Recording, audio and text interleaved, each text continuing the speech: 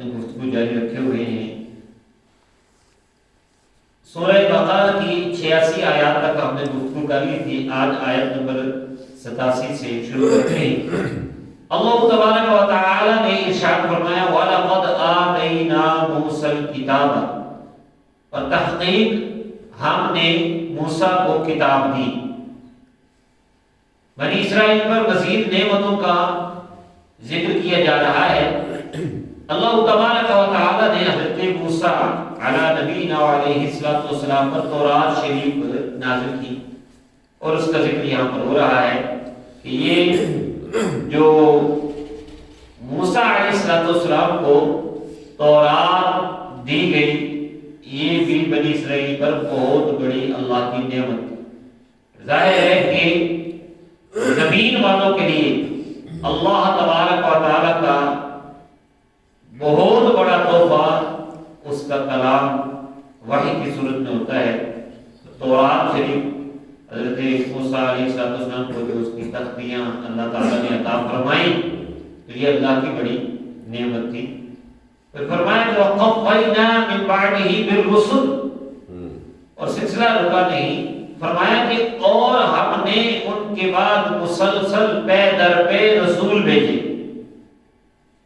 مفسرین نے ذکر کیا ہے کہ بنی اسرائیل میں حضرت موسیٰ علیہ السلام سے لے کر حضرت عیسیٰ علیہ السلام تک، جو کہ بنی اسرائیل کے آخری نبی ہیں، مسلسل 4000 انبیاء کرام آتے گئے۔ یعنی یہ درمیان میں اس قدر انبیاء کرام کی تعداد ہے، اور یہ جتنے بھی انبیاء کرام درمیان میں آئے ہیں، یہ حضرت موسیٰ علیہ السلام کی شریعت کی جو ہے وہ تعلیم دیتے رہے۔ بہرحال اللہ تعالی نے زمین والوں کی ہدایت کے لیے اور خاص کر بنی اسرائیل پر کرم فرماتے ہوئے مسلسل رسولوں کا سلسلہ جاری رکھا۔ فرمایا وَآتَيْنَا عِيسَى ابْنَ مَرْيَمَ الْبَيِّنَاتِ وَأَيَّدْنَاهُ بِرُوحِ الْقُدُسِ، اور ہم نے عیسیٰ بن مریم کے بیٹے عیسیٰ علیہ السلام کو کھلی نشانیاں عطا فرمائیں، اور ہم نے اس کی تعلیم کی، اس کو مدد دی روح القدس کے ساتھ۔ اللہ تبارک و تعالیٰ کی انبیاء کرام علیہ السلام نے میرے اور آپ کے آقا محمد مصطفیٰ صلی اللہ علیہ وسلم، ان کا مرتبہ سب سے اعلیٰ ہے۔ پھر ان کے بعد حضرت ابراہیم علیہ السلام ہے، پھر حضرت موسیٰ علیہ السلام ہے، اور پھر حضرت عیسیٰ علیہ السلام، حضرت نوح علیہ السلام۔ نبوت اور رسالت اور اپنے فرائض منصبی ادا کرنے میں سب برابر ہیں، لیکن یہ مختلف مراتب ہے۔ تو ان جلیل القدر انبیاء کرام علیہ السلام میں ان دو کا خاص ذکر کیا۔ موسیٰ علیہ السلام، ان کو کتاب دی، پھر ان کے بعد مسلسل رسول آتے رہے، پھر آخر میں حضرت عیسیٰ علیہ السلام آئے، جن کو کھلی نشانیاں ملی۔ اگر آپ قرآن حکیم کی سورہ آل عمران کے آیت نمبر 49 دیکھیں تو حضرت عیسیٰ علیہ السلام خود اعلان کرتے ہوئے بنی اسرائیل میں نظر آتے ہیں کہ انی قد جئتکم بآیۃ من ربکم، میں تمہارے پاس تمہارے رب کی طرف سے نشانی لے کر آیا ہوں۔ انی اخلق لکم من الطین کہیئۃ الطیر، میں تمہارے سامنے مٹی سے ایک پرندے کی سی صورت بناتا ہوں، فانفخ فیہ، پھر میں اس پہ پھونک مارتا ہوں، فیکون طیرا بإذن اللہ، تو وہ اللہ کے حکم سے اڑنا شروع ہو جاتا ہے۔ وَأُبْرِئُ الْأَكْمَحَ وَالْأَبْرَصَ، اور میں مادرزاد نابینے اور کوڑے کو شفا دیتا ہوں۔ وَأُحْيِي الْمَوْتَىٰ بِإِذْنِ اللَّهِ، اور میں اللہ کے حکم سے مردوں کو بھی زندہ کر دیتا ہوں۔ وَأُنَبِّئُكُم بِمَا تَأْكُلُونَ وَمَا تَدَّخِرُونَ فِي بُيُوتِكُمْ، اور میں تمہیں وہ خبریں دیتا ہوں کہ تم اپنے گھروں میں کھا کر کے آئے ہو اور بچا کر کے آئے ہو۔ کھایا کیا ہے اور سٹور کیا کیا ہے۔ ان فی ذلک لآیۃ لکم ان کنتم مؤمنین، اس میں تمہارے لیے نشانی ہے اگر تم ایمان رکھتے ہو۔ تو حضرت عیسیٰ علیہ السلام کو کھلی نشانی اللہ تعالیٰ نے عطا فرمائی. جب یہ جو قرآن کریم میں ذکر ہے سورہ مائدہ میں بھی اسی طرح ہے، ان کا ہم نے ذکر کیا. سورہ مائدہ میں مزید یہ ہے کہ انہوں نے یہ کہا کہ جی حواریوں نے کہ آپ آسمان سے ہمارے لیے دسترخوان منگوائیں. حضرت عیسیٰ علیہ السلام نے کہا کہ اللہ سے ڈرو اگر مومن ہو. انہوں نے کہا جی کہ ہم اطمینان قلب چاہتے ہیں اور آپ کی حوالے سے ہماری جو تصدیق ہے اس میں مزید قوت پیدا ہو جائے گی. تو انہوں نے دعا کی تو اللہ تبارک و تعالیٰ نے ان کے لیے آسمان سے دسترخوان پہ نازل کیا. یہ حضرت عیسیٰ علیہ السلام کی دعا سے ہوا. کہ ہم نے حضرت عیسیٰ علیہ السلام کو روح القدس سے تائید دی، مدد دی. روح القدس سے مراد حضرت جبریل امین علیہ السلام ہے جو اللہ کے نبیوں پر وحی لے کر آتے تھے، اور یہ روحانی ہیں اور چونکہ یہ اللہ کی وحی پہنچاتے ہیں اور اللہ کی وحی دلوں کو زندہ کرتی ہے، اس لیے کو روح القدس کہا جاتا ہے. اور حضرت عیسیٰ علیہ السلام کے ساتھ یہ خاص طور پر رہے جب تک کہ ان کو آسمانوں پر اٹھا لیا گیا. آپ ساتھ ساتھ ہی رہے ان کی تعین کے لیے، ان کی مدد کے لیے. اس سے یہ بات بھی سمجھ آتی ہے کہ اللہ کے حکم سے اگر اللہ کے مقرب مدد کریں تو وہ اللہ کی طرف سے ہی مدد ہوتی ہے.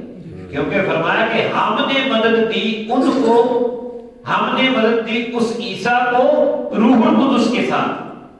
تو اللہ کی مدد کبھی تو ڈائریکٹ آ جاتی ہے، بلا واسطہ آ جاتی ہے، کبھی اللہ تعالیٰ کسی ہستی کے ذریعے مدد عطا فرما دیتا ہے.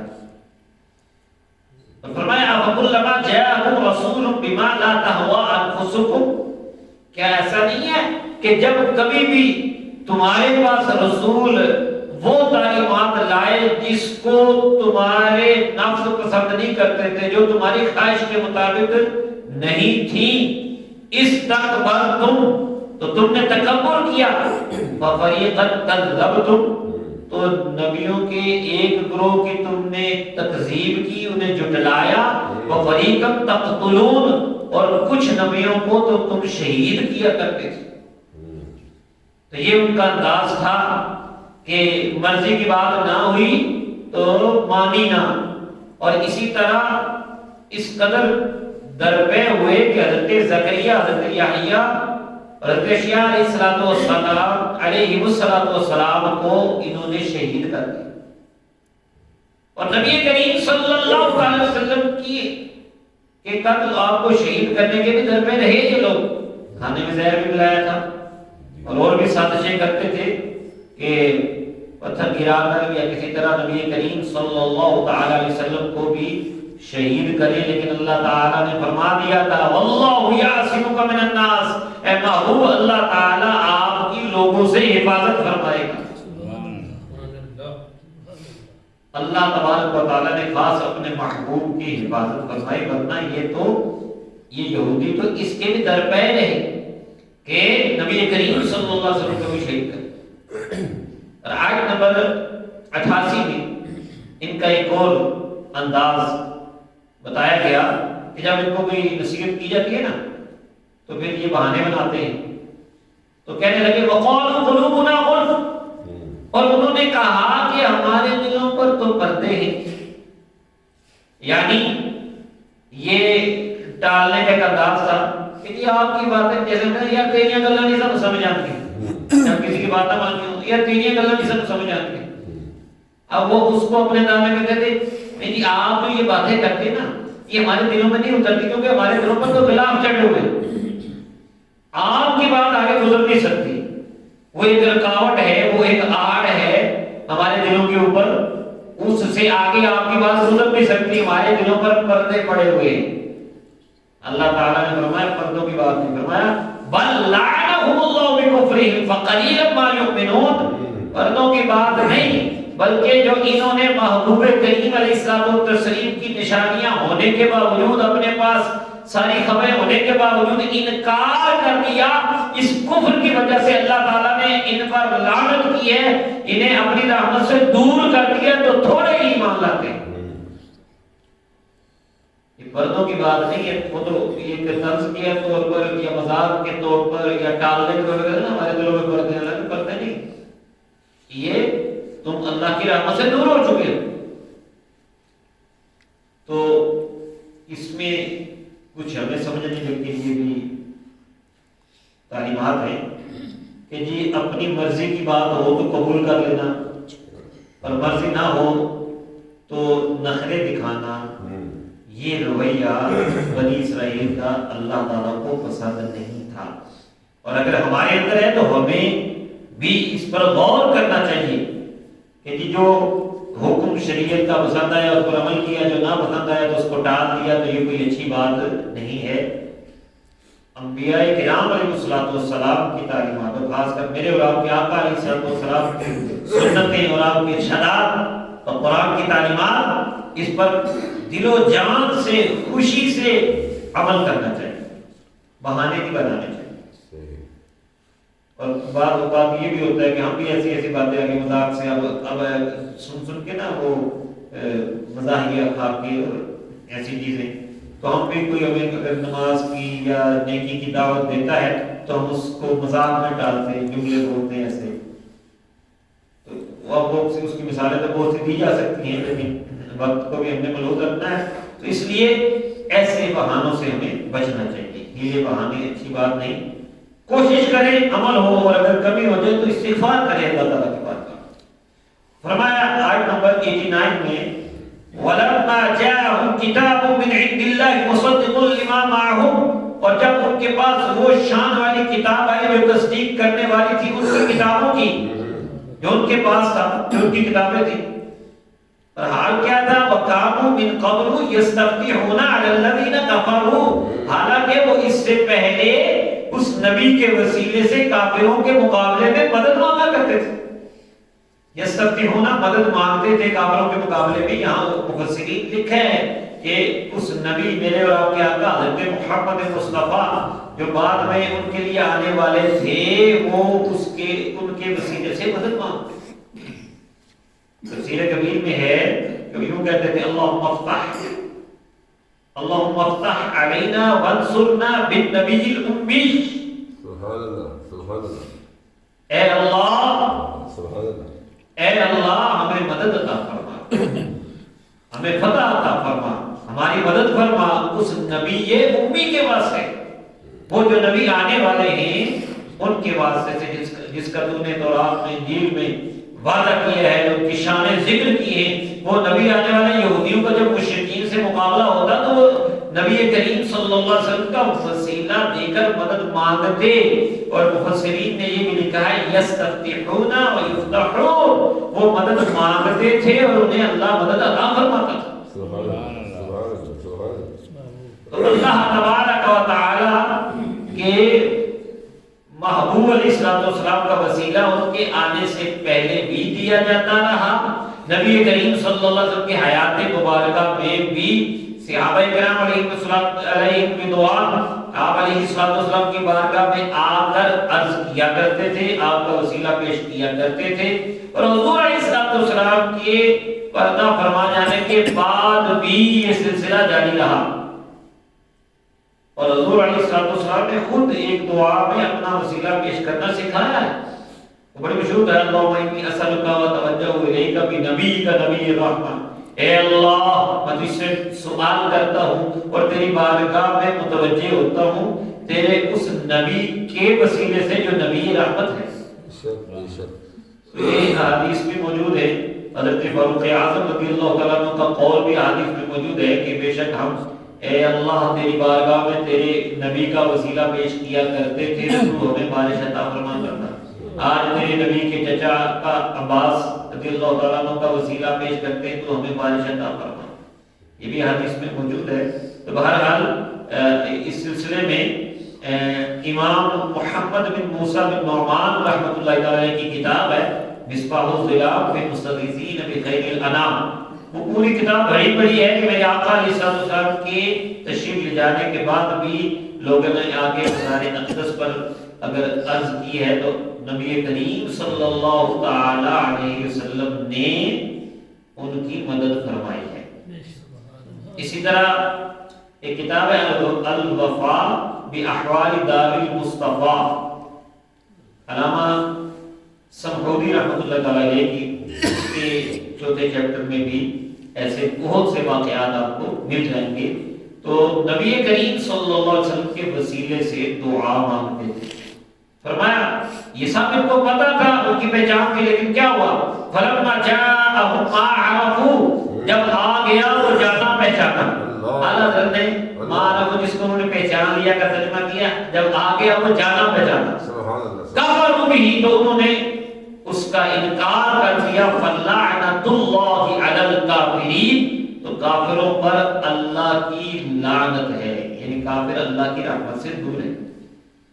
اور آیت نمبر 90 ہماری آج کی گفتگو کی آخری آیت، اللہ تعالیٰ نے فرمایا بئس ما اشتروا به انفسهم، بہت ہی برا انہوں نے اپنے نفسوں کا سودا کیا۔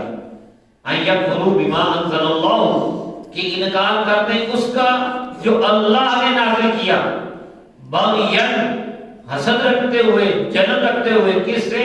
ان ينزل اللہ من فضلہ علی من یشاء من عبادہ، کہ اللہ تبارک و تعالی اپنا فضل اپنے جس بندے پر چاہتا ہے نازل کرتا ہے، یعنی وحی۔ کیونکہ ان کو وہ بغض تھا کہ بنی اسرائیل میں مسلسل، جیسے میں نے ابھی بتایا کہ نبوت کا سلسلہ جاری رہا، حضرت ابراہیم کے بیٹے اسحاق اور ان کے بیٹے یعقوب اللہ کے سلسلہ یہ مسلسل حضرت عیسیٰ علیہ السلام تک جاری رہا کہ نبوت بنی اسرائیل میں رہی۔ تو اب بنی اسماعیل میں آ گئی، میرے اور آپ کے آقا علیہ السلام کو اللہ نے چنا، تو اس پر یہ کہتے تھے کہ ادھر کیوں گئی نبوت، ادھر ہی رہنی چاہیے تھی۔ تو اللہ تعالیٰ نے فرمایا کہ یہ جو اللہ کی مرضی ہے وہ اپنا فرض جس پر چاہتا ہے عطا فرماتا ہے۔ کیا ان کو اس بات پہ جلن ہے، اس بات پہ حسد ہے، اس بات پہ سرکشی ہے کہ اللہ جسے چاہے فضل دے؟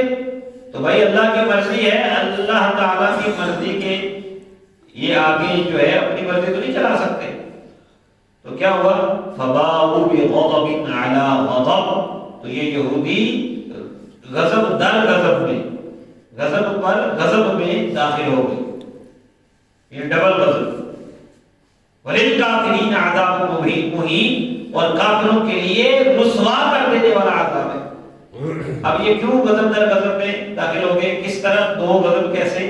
تو مفسرین نے لکھا ایک تو یہ کہ انہوں نے تورات میں تحریف کی تھی، اس کی وجہ سے غضب ہوا، اور دوسرا میرے اور آپ کے آقا علیہ السلام کی تکذیب کی، ان کو نہیں مانا، تو یہ دوسرا غضب ان پر نازل ہوا۔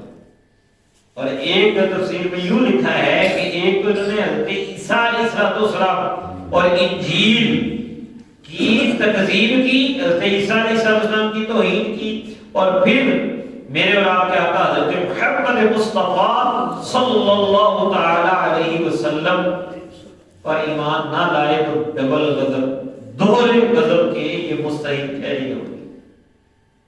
تو ان آیات میں آپ دیکھ سکتے ہیں کہ اللہ تعالیٰ کی انعامات کا ذکر ہوا ہے۔ یہاں پر ایک بات اس حوالے سے کہ آقا دو عالم صلی اللہ علیہ وسلم کی محبت، آپ کی عظمت و ناموس کی خاطر زندگی بسر کرنا، یہ بہت بڑی سعادت ہے۔ یہاں پر آپ نے دیکھا ہے کہ اللہ تبارک و تعالیٰ نے حضرت عیسیٰ علیہ السلام کو ایک اعزاز عطا فرمایا، کیا؟ ایدناہ بروح القدس، کہ حضرت عیسیٰ علیہ السلام کی روح القدس سے اللہ تعالیٰ نے تائید کی ہے، مدد کی ہے۔ تو یہ شان تو بنی اسرائیل کے نبیوں کی ہے، لیکن میرے آقا علیہ السلام کے صدقے سے میرے آقا کے امتیوں میں بھی کچھ لوگ ایسے جن کی اللہ تعالیٰ نے روح القدس سے مدد فرمائی، اور ان میں سے ایک ذات وہ ہے کہ جو عظمت رسول کا دفاع کرتے تھے، اور وہ تھے حضرت حسان بن ثابت رضی اللہ تعالیٰ عنہ۔ بخاری شریف کی حدیث نمبر 453 اور دیگر کتابوں میں بھی حدیث موجود ہے کہ مسجد نبوی میں منبر لگتا، حضرت حسان بن ثابت رضی اللہ تعالیٰ عنہ اس منبر پر نبی کریم کی نعت بیان کرتے، اور کفار نے جو نبی کریم صلی اللہ علیہ وسلم پر تنقید کے لیے ہجو کی ہے اس کا جواب عطا فرماتے، تو میرے اور آپ کے آقا علیہ السلام ان کے لیے دعا کرتے، اللہم ایدہ بروح القدس، اے اے اللہ حسان کی روح قدس جبریل امین علیہ السلام کے ذریعے مدد فرما۔ اللہ تعالیٰ مجھے اور آپ کو نبی کریم صلی اللہ علیہ وسلم کے لیے اپنی زندگیاں وقف کرنے کی توفیق نصیب فرمائے۔ وما علینا الا البلاغ۔